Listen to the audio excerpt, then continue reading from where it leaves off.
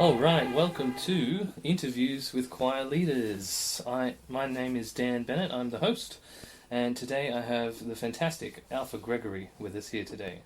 So Alpha Gregory has been the artistic director of groups such as the Woden Valley Youth Choir from 1996 to 2017, Sophisticated Swing from 1988 to 2012, Rhythm Syndicate, which she led from 1990 to 1995, the Blue Sky Singers from 2005 to 2010.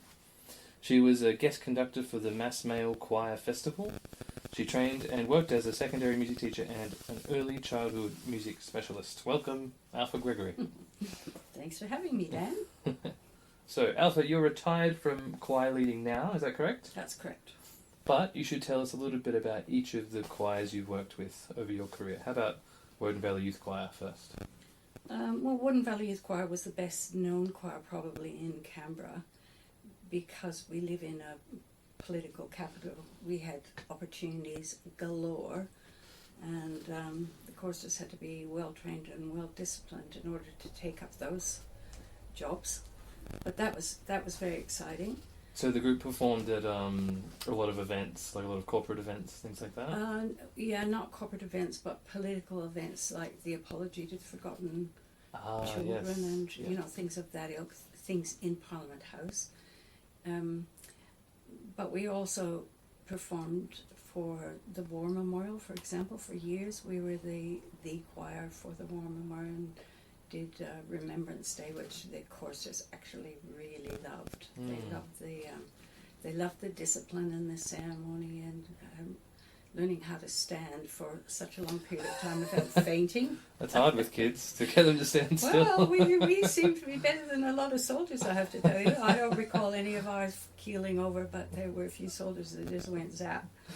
So that was always exciting.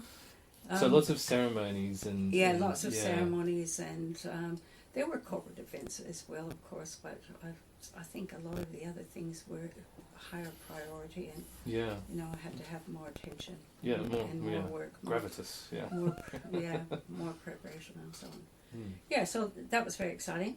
Sophisticated Swing was the first choir that I was involved with when I moved to Canberra, and that was a group of women all over. You had to be 40 to join. That was a bit, woo, sometimes, and because I was the youngest member as their artistic director, and some of them were in their 60s and 70s, I had to really mind my P's and Q's and be well prepared and know exactly what I wanted with them, because they were a very interesting group and I love them dearly. They're still good friends, and we meet 2 or 3 times a year just to catch up. Yeah, that was good. Rhythm Syndicate was... I should go back to Sophisticated Swing. Yeah. I called them a cabaret choir because they did lots of a cappella singing, but also accompanied singing. They wrote a lot of their own material. Wow. They made their own costumes. I mean, they were amazing. Very self-sufficient. Not a lot of groups write their own material. No. And they were very funny. So we performed at the School of Arts Cafe. I don't know if you wouldn't have even heard of it probably, but it was it was a very small place in Queanbeyan, and that I don't know if you could get even 60 patrons in, but you would be really stuffing them in if you could. So it was very tiny. And Sophisticated Swing had, as their third bracket, always a funny bracket that would have people rolling in the aisle. I loved working with them. That was very good. Great. And then Rhythm Syndicate was more of a jazz group. They were a younger group that started when an alumni member of Woden Valley Youth Choir, one of the Birmingham girls, asked if I could start a choir for her age group. And that was fine. So it was SATB, and they loved all the jazz standards, and I found some really good arrangements, which they loved. And I think some of them they still sing to this day. And that leaves Blue Sky Singers, and that was like Rhythm Syndicate, but much later on it was a different alumni member, Louise Cowling, who asked if we could start a choir for her age group, and that was also SATB. Mm. It wasn't so. We did do some jazz standards with them, of course, lots of them actually, but we also branched out and did things that were, more of a challenge. Yeah. So a lot of these they spawned from the Woden Valley Youth Choir because alumni who were still keen to sing, very keen to sing, reached out to you and said, "Hey, yeah, how about a new group?" That's right. Keep giving you work. Yep. Oh well, kept me on my toes. All right. So our next question, we're going to go right back to the beginning. How did music enter your life? Well, my mother always told me that I came out of the womb singing, so I think. So right from the first minute. Right from the beginning, yeah, I loved singing, and I sang in the church choir and became the choir conductor when I was 12. Oh wow! Okay, that's probably an earlier start. That was a very early start.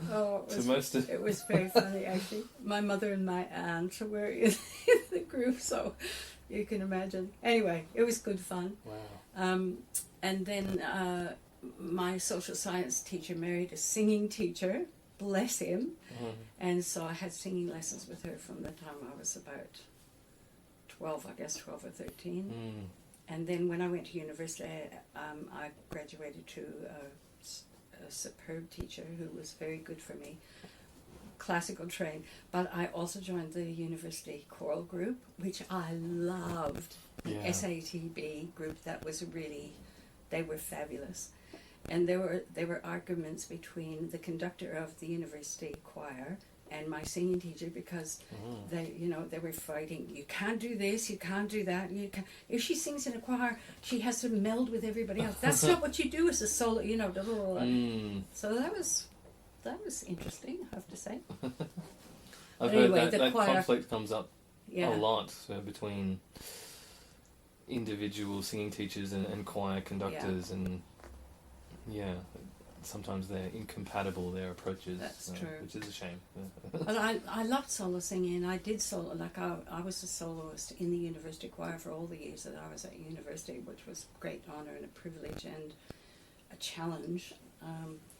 And I loved that. But I loved the choral sound and working, as a team member. And that won out in the end, I'm afraid, because even later in my years, I was still doing solo work with 4 children when we were living in Armidale.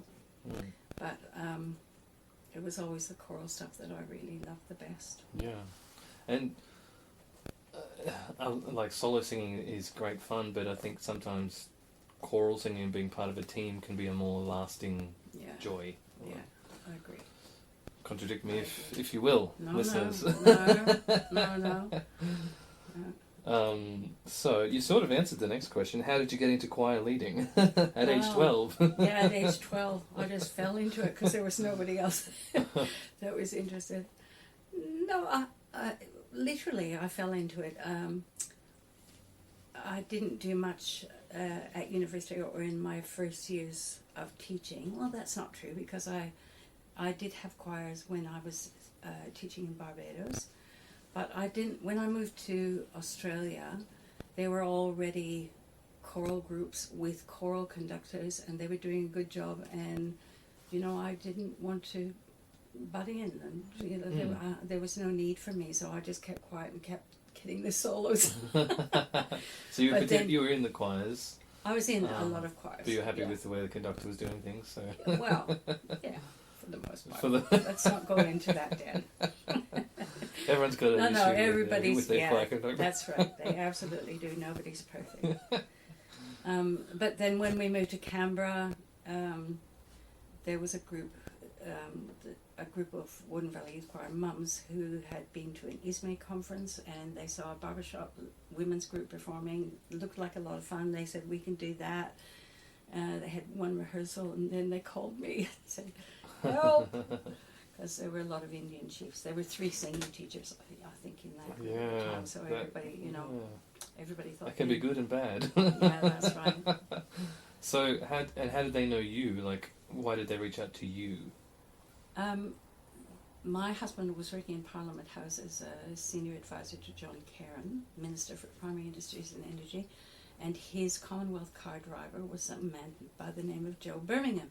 And the people in this city would know the Birmingham name because Nola played and sang, and was not sang so much, played and taught piano to lots of students, and she accompanied nearly every choir that was in the city. I think that's a slight exaggeration, but certainly she did a lot of work with all of the groups that I had. And Joe had told Nola about this new man who'd come to work in Parliament House and about his wife, who was a music educator. And so they approached me and asked if I'd take them on. And I have to tell you, I remember at the no, I won't tell this story on air. Okay, sure. Too much. You're going on record here. Yeah. So, was that your first professional choir conducting gig? Yeah.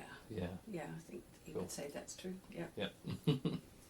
Did you do choir leading full time? If not, what was your day job? Well, I was trained as a high school teacher, and that's, I suppose, being the core of my... I was a born educator, one of those people that just can't help themselves.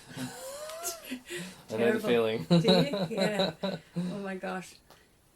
So high school was where I started, but then I was always really disappointed because you get the kids in year 7 come into your classroom and you're supposed to be teaching them music, and they are embarrassed because they don't know anything and they don't want to sing out loud, and they have no background in music, a lot of them.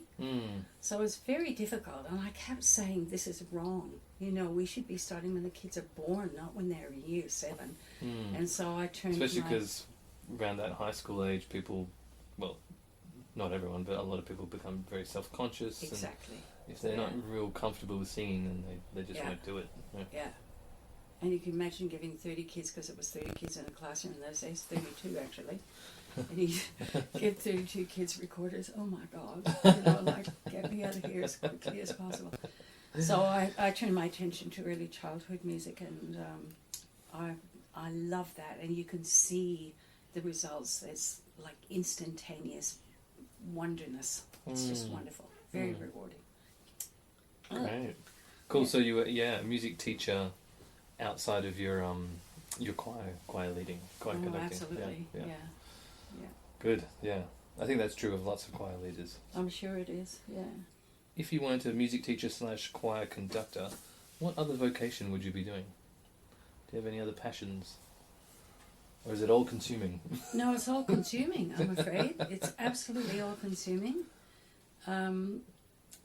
The early childhood, as I say, is a real passion. But I'm a grandmother now for the first time, and so of course it comes to the fore again. Of course, yeah. I'm also teaching a little boy in Canada.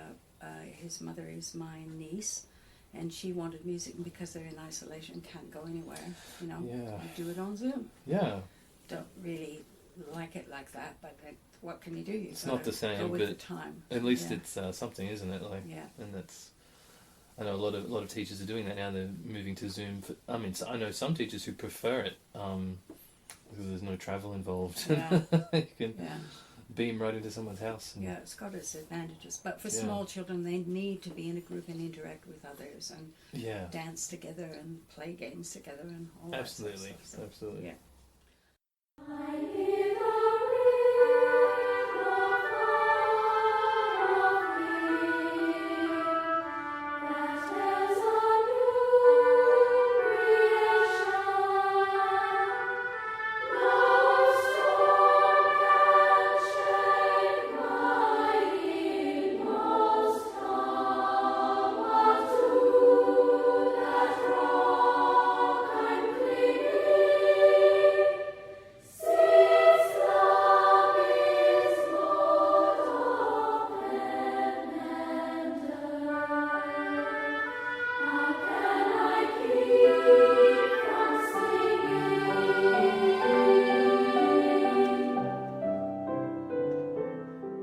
So now we're going to move into some sort of choir-specific stuff.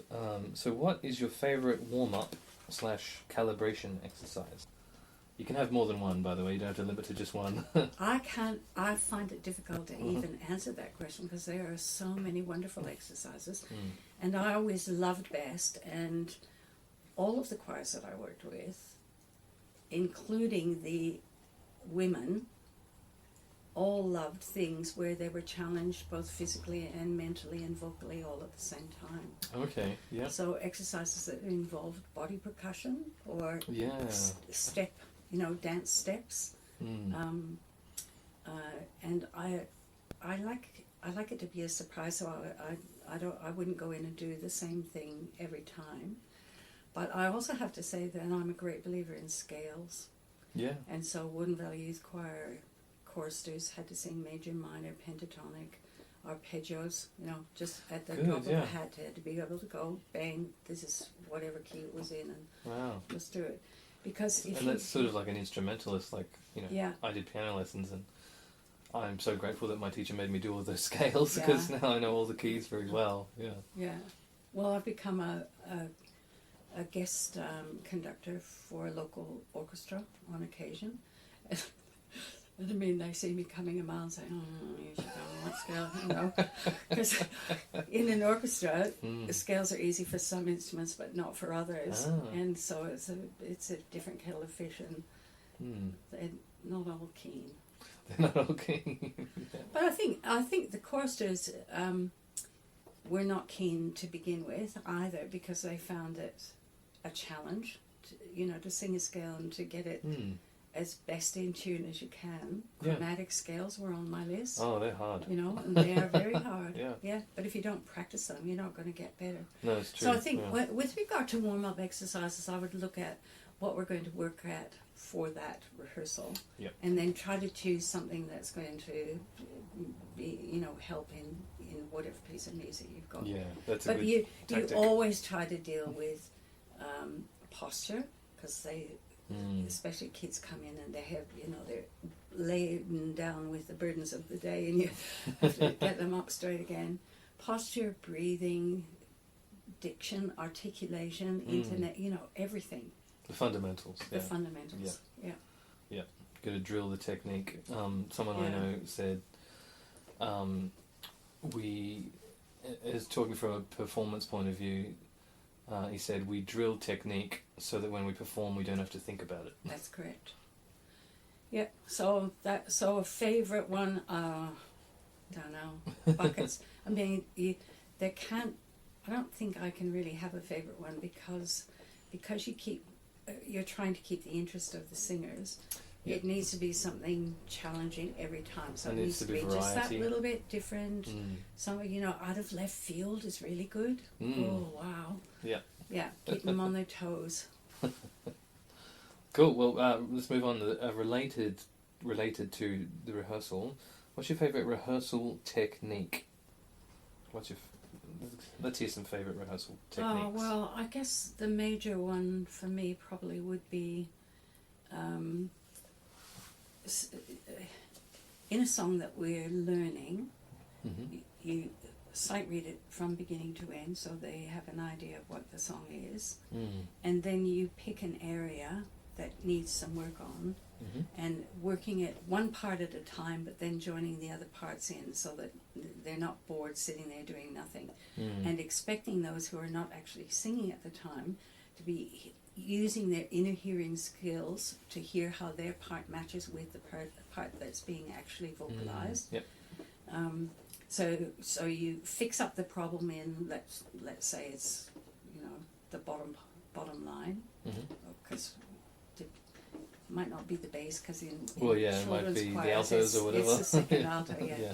Yeah. So I like to start at the bottom, because when you're working, the chord structure is usually built from the bottom up to the top, right? So if they can hear the bottom part and they're making their interval match that sound, then you're more likely to be in tune than if you work the other way down. I agree. Yeah. I mean, that's how harmonics and overtones work. Yeah. Yeah. Okay, that's really good. Yeah. So that's it. And I think the biggest thing is not to belabor the point. You know, once you've worked on that little section, you're not going to get it perfect in this rehearsal. Yeah. Move on, do something else. So I would only work. I mean, we had some very difficult things to do: awkward rhythms, awkward intervals, changing of rhythms, changing of pitch, changing of key, you know, like you do in barbershop music. So you challenge them in one way, and then the next, and you might work on that for the maximum 15 minutes, and then you move on to something else that's got a different challenge. So you keep the pace up to change. Oh yeah. No time to go to the toilet in my rehearsals, let me tell you. No time to breathe. Yeah, pacing's so important. And sometimes if you spend too long on a topic or on a section of a song, the learning becomes ineffective because people have tuned out. They've tuned out. Yeah. You've so lost them. Change it up, do something new. Yeah, that's right. Cool. And do you have any other favourite rehearsal techniques you want to mention before we move on? No, I think as a music director you have to be an entertainer to a certain extent, so you've got to keep them engaged, and you have to be passionately involved in the music you're trying to teach, because if you're not in love with it, there's no way they're going to love it. Yeah. And one of the things I loved about working with the children, especially, I shouldn't call them that, the young people, was that you'd hand out a new piece of music at the beginning of the year, and they'd look at it and say, look at all those black dots, I hate this, I'm not going to do, you know. And then at the end, when they'd mastered that was their favourite piece. Yeah. You get to the end of the year and you ask them a question because we made a yearbook every year, what was your favourite song? And that song would come 9 times out of 10. Oh, yes, yes. You've succeeded. Yeah, absolutely. Okay, next question. Which other choir leaders do you admire and respect? They could be people that you know, or they could be people from afar who you've maybe never met, but you know their work. Yeah. Well, I would have to say Erkki Pajola from Finland would have to be at the top of my list. Oh, there are lots of people that could be at the top of my list, really. But the Tapiola Choir from Finland came to Sydney to the International Music Educators. What was it called? International Society of Music Educators? Ismail? No, not Ismail. No. Different one. Sorry. No. Oh, I've lost it. Anyway, it was it's a once every 2 or 3 years special event for choirs around the world, and I happened to come to Sydney, and I got to go, and Tapiola was there, and they were stunning, absolutely stunning.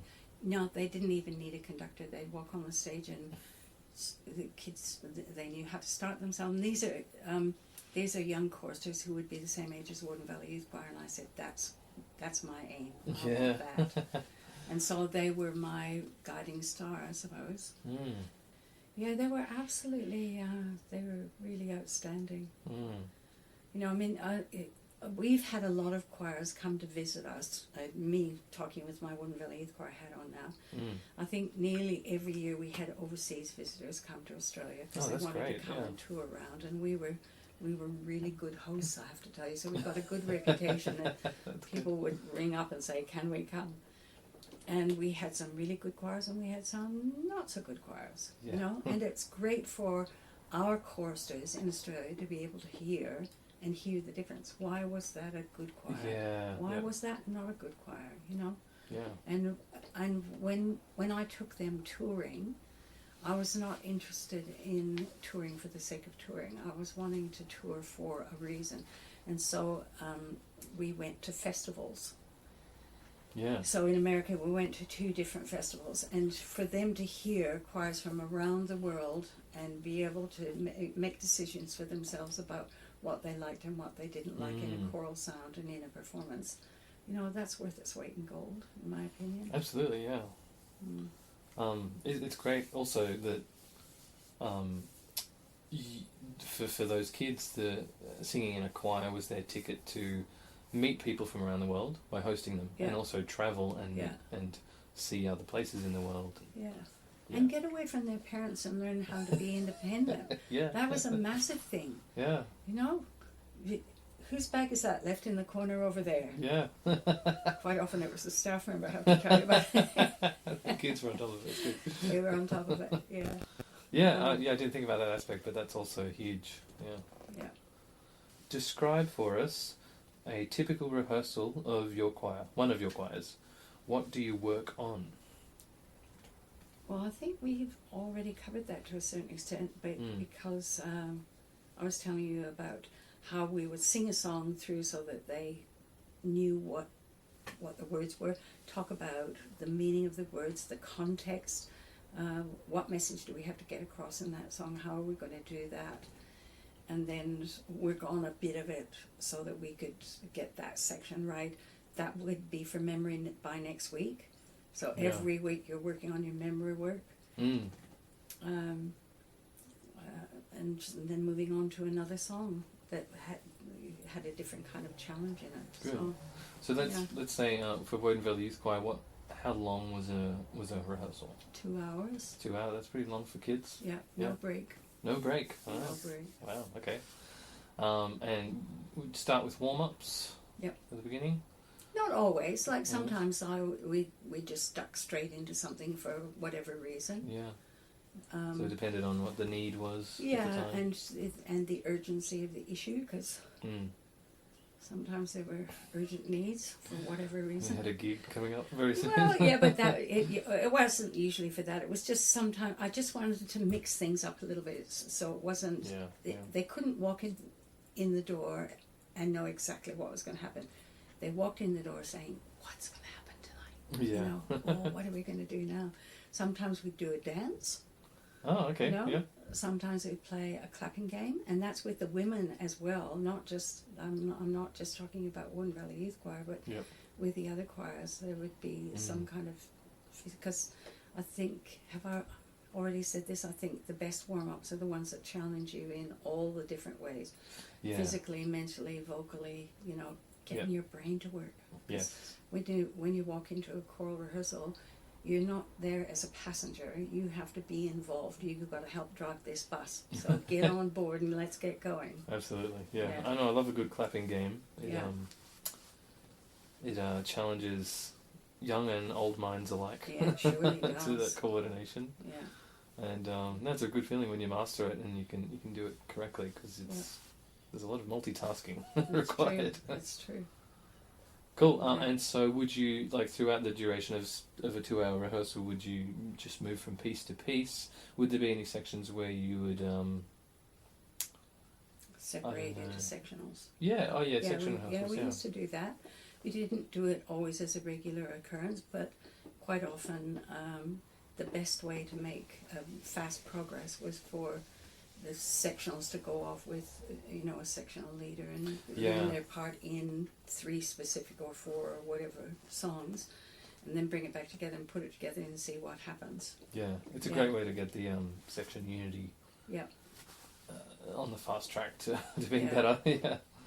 Yeah. And so did you have, who was leading the section rehearsals? Did you have section leaders? Or we had assistants, volunteers, staffs. Various people would offer their services, or they'd be co-opted. Draft them in. Whether they'd volunteered or not. So I had good people to help out, and that made a big difference. Oh, it makes a huge difference, doesn't it? Yeah.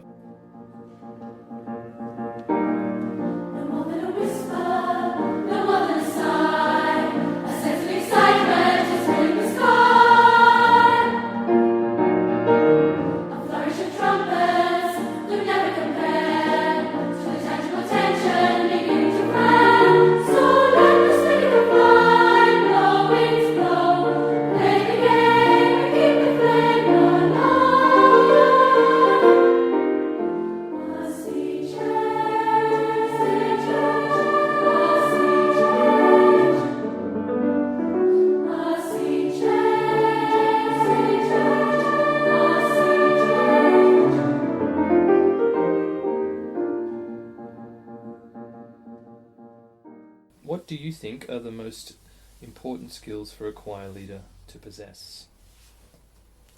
where do we start? I think the ability to relate to people and to manage people has got to be high on the list, because if people don't admire and respect you, you're not going to get the best out of them. So that's important. You've got to relate to people well. But then you need a good ear, you need massive energy, you need the ability to choose good music and arrangements, because if you're working on crappy music, there's they know those, they might not be musically literate, but they can tell whether it's a good arrangement or not. You need to be emotionally connected to your music. You need to have flexibility and positivity. You need to have good patience. Not my strong point, I have to say. You need the ability to educate without people really recognizing that they're being educated, especially young people.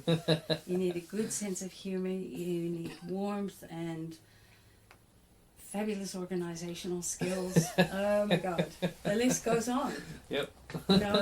You need all of those things, and some people are good in some areas, and some people are not so good in those areas, and they can all get good results, but the choirs that I want to listen to are the ones that bring up the hairs on the back of my neck.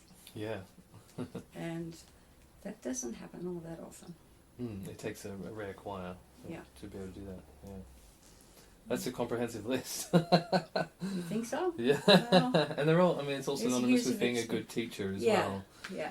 It's being a good choir conductor is about being a good teacher, really. So. And being a good entertainer, you have to keep people involved, and especially, when you're working on parts, for example, and you're working with one vocal line, and there are 3 vocal lines sitting there not doing anything. It's important that you involve them somehow or other. Yeah. So they need to be memorizing, using their inner hearing skills so that they can hear their part against the others. They know that you're coming to them. Get ready. Where are the intervals that are going to provide problems for you? Have you got those sorted? Can you get that sorted before I get to you? But also, there would be times when I might say, could I have 4 volunteers to come to the front, 1 from each section, to just sing this little bit, and let's just hear what's happening. That's great, yeah. Did you get the 4 volunteers? Not regularly? Always. Not always. But did you have to select people? Sometimes you did, but you don't want to make them unwilling participants. Yeah. But a lot of them are very keen to show that they're on top of their form. That's good. Yeah. That's a really good culture. And that's good. Yeah. Yeah. Wow. Yeah. So what do you find to be the most challenging aspect or aspects of choir leading? Well, over 20 years with 2 different choirs, I think one of the hardest things was finding a different way of saying the same thing. Yeah. That didn't bore them, Everybody learns in a different way. Some people learn visually, some people learn orally, some people learn by reading something, or doing something. So I think everything that you're trying to teach, you have to find the most various, that's a bad grammar, the various ways in which you can approach that same problem, but from a different angle. Yes. Because eventually they're going to get the message. Yeah. But it takes a long while and a great deal of thought and ingenuity to come up with a new way of doing that. Saying the same thing over and over again. And it always used to irritate me that, I'd be saying, like we'd be working on diphthongs or something, and I'd say, well, you have to sing through the first one hold the first one as long as you possibly can and flick through the second one. And you'd say that, and you'd say that in various ways. And then some new person would come in, and they'd be doing some work with it, and they'd say exactly the same thing. And the kids would say, oh, we know that. Oh, that's interesting. Oh, like they'd never heard it before in their lives. Yeah. That always happens when you bring in a coach or a guest conductor, and they'll explain what you've been trying to explain for a year, and just say it in a fresh new way. Or maybe it's just because it's a different person saying it. Yeah, maybe it's in exactly the same way, but it's a different person, so they pay attention to that. And they all go, oh. Yeah, you can't say the same thing over and over again because so that's a big challenge to a choral to a conductor. Finding ways to say the same, or explain the same concept in a different way. Yeah, it is. It's a huge challenge. Yeah. What aspect of choir leading most excites you? Oh, every aspect of it, really. Yeah. You know, the challenge of working with a group of disparate people and bringing them together to be one, to sound like one voice, to think like one person, to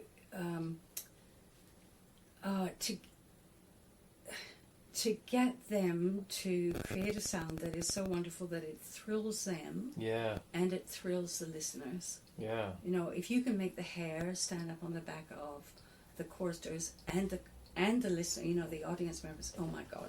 Yeah. You would get brownie points coming out of the sky, flying into you. Halo would be shining all over the place. Yeah, I mean, it's a massive challenge. I don't think the general public really understands. They think, oh, you teach them the melody, you teach them the words, you teach them a part and you're done. Hello. No way. You know, there's so much more than that. Breathe in the right spots. Get your vowels all aligned. Make the chords lock into place so that they all sound. And when you move from one chord to the other, it just you can't even tell really. It's just so smooth. Oh my God. That is, that's one. To me, that's one of the biggest joys as well. Is when we take a bunch of people who don't know this piece of music and then sort of shepherd them. Yeah. And then it starts to sound like something glorious. Yeah. And that usually, for me, that first moment when it starts to come together, and it may not be the whole song, but just a section of the song. Section. That's right. And you go, oh. Yeah, that's right. The light bulb moment. Light bulb moment, yeah. Yeah, and that light bulb moment, you know, when that happens in a performance to choruses, it's so magical. It's just really. Because then the audience is there to see it or experience it with you, which is so great. That's absolutely right. Are there any videos or online resources you'd like for us to check out? One that I've just come across, recommended by a friend, is called Strong Songs, an app that dissects songs and jazz music. Well, all kinds of things actually, and lets you as a listener appreciate how it was put together by the composer, and that's really stunning. But you've got to be pretty interested in music in order to. In order to handle that, so you'll be ready to go deep. Yeah, that's right, you do. No, I mean, there's just such a huge repertoire of things that are available through YouTube and anywhere on, like Google. Oh, you ask a question, you'll get an answer. It may not always be the right one, but you know. No, I can't think of anything that's really. I think the main thing is just to listen. Be listening to all kinds of stuff all the time. Yeah. I love it when my children, I have 4 grown-up children, I love it when they come home because they are so involved in music that music is on constantly in the house. Yeah.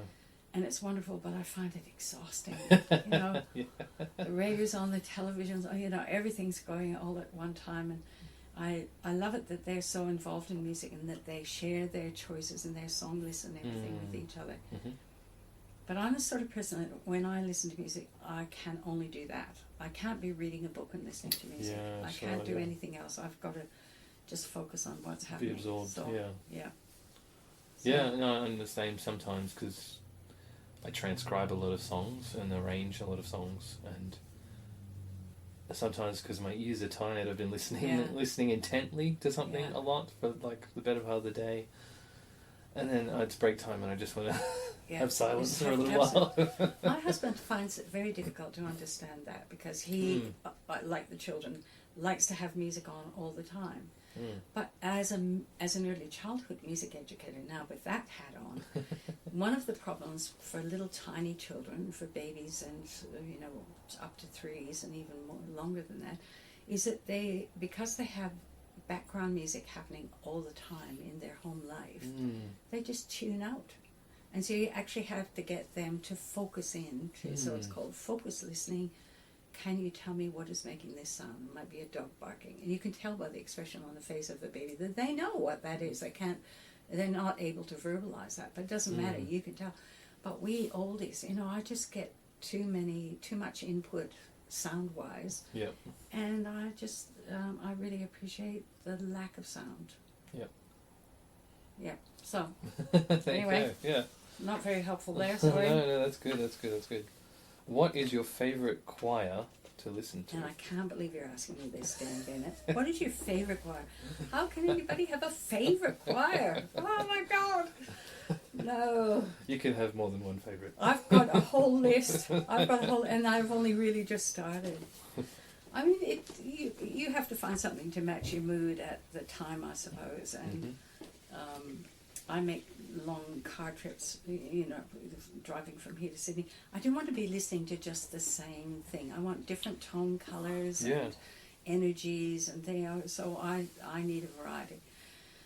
So tell us who's on your list, though. Okay, well, Voces 8, Yeah. I think would have to be at the top of the list, because if there was ever a perfect choral sound, in my opinion, that would be it. Wow. In the classical world, anyway. Mm. But Welsh male voice choirs. Mm. There are lots of them. Some of them good, some of them bad. But so I'm not going to go there. Corleone. I don't know if you know this, but this is a Canadian male voice choir that was conducted by Diane Loomer, who is deceased now. But she has a new replacement, and they're going great guns. They make a wonderful sound and so energized and vibrant and fabulous. They're really good. If you have you heard them? No, I haven't. I will lend you some CDs. Oh, please do. I like the English choral sound, so I like John Rudder and the Cambridge Singers, but any of the English cathedral choirs. They tick my bucket list for certain sure. And then you've got all the groups that you probably know, like the Real Group from Sweden. You know about them? Yep. Manhattan Transfer, Pentatonic, Swingle Singers, King Singers, Rockapella. All of those kinds of groups. Some of them are really good and contemporary a cappella stuff. Yeah. Yeah. Oh, I enjoy those. So, I don't know. Good music. That would be my answer. Good choral music. Yeah. It doesn't really matter, because you've listed a variety of genres there. Yeah. It's not genre specific, it's just the groups that they're different, are making good music, Yeah, whatever the right. genre. Yeah, there's some good Russian groups, and of course anything that comes out of the Northern European, the Finnish, the Latvian, the Estonian choirs. Oh my gosh. Mind-boggling. Yeah. Yeah. Interesting stuff too, like harmonically some interesting. Yeah, and the fact that, like in Finland, for example, they teach music to their children from an early age, and they get it every year all the way through school. The difference that makes when they become adults is extraordinary, and that's what we should be doing in Australia. And don't start me on this, because you'll be here for hours. Yeah, and even like the music education system just changes everything in terms of the output of a country's output of good music. Absolutely, absolutely, and ours needs so much work. It does. This is related. Do you have a favourite choral performance, video or audio? No. Okay. No. Too Silly question. Yeah. No. Because in those genres, for example, there are good ones and bad ones, and they vary. Nobody does. Well, maybe Voces 8. Nobody does a perfect choral performance because it's an impossibility. It's just, it requires however many people are in your group. Let's say you've got 20. Yeah. They all have to be on their game and perfect and paying attention and energized and involved in the music emotionally. Oh my gosh, how do you get that all the time? That's one of the challenges of a choral conductor. Well, how do you, I mean, at a more basic level, how do you get everybody to turn up all the time? Yeah, well, there's also that. Okay. Yeah. What advice would you give to aspiring or developing choir leaders? Listen to all kinds of music, anything and everything you get your hands on. Make decisions about what you're hearing, about why it's good or bad or indifferent, or does it move you, does it lift the hairs up on the back of your neck? Because I think listening, and as I would say to all of my choirs, you need to attend concerts and be watching and listening so that you see how the two are involved, because you can have a choir that's making a lovely sound, but their eyes are not involved. Oh my God. Do people not understand this? Like, if your eyes are all over the place and you're obviously not involved in the music, and therefore you get a black mark from me and I'm not interested. Everybody has to be in the same moment. Like, the courses gave me a quilt when I retired, and it had all these... I'll have to get it out and show you, actually, before you go. It had all these things that I kept saying at choral rehearsals. And one of them was, be in my moment. Be in my moment. You've got your own moments, but we all have to be in the same, be in mine. That was one of your... that was one of mine. Your quotes. Yeah. That's really good. I mean, like, and you can see this. I mean, I've watched a lot of choral performances, and when a choir comes on the stage, even before they sing, you can sense how focused they are. Yeah. And before you hear them utter a sound, that this is going to be a good performance. That's right. That's absolutely right. And invariably, the singing that follows is excellent. Yeah. Yeah, it's true. But as a choir conductor, you've got to get them there. Yeah, you've got to demand it. Stage. Yeah, absolutely. Well, thank you so much for being My my first guest on the show. Yeah, what an honour. It's a great privilege, Dan. So, and can I just say that I admire the work that you're doing with the chordsmen immensely. I think you really tick a lot of those boxes. Now here's the thing. One of the things that happens with choral directors, well, with everybody, is that their ego takes over. Don't go there, because I'll be on your back straight away. Okay, good. Thanks for having me. Really pleasure. Thank you, Alpha.